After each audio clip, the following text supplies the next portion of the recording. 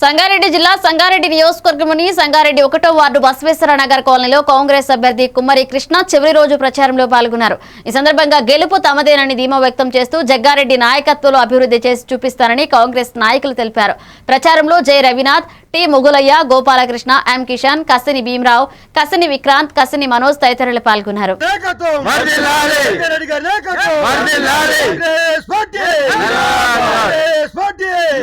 మేము నలంద నగర్ కట్టకొమ్ము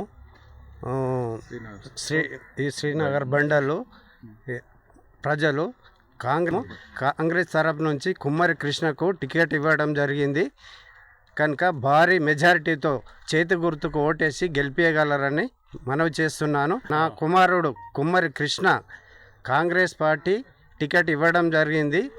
నేను గత 30 సంవత్సరాల నుంచి కాంగ్రెస్ పార్టీలో పనిచేస్తున్నాను కనుక దయచేసి నా యొక్క కుమారుడైన కుమ్మరి కృష్ణను భారీ మెజార్టీతో గెలిపించగలరని మనవి చేస్తున్నాను.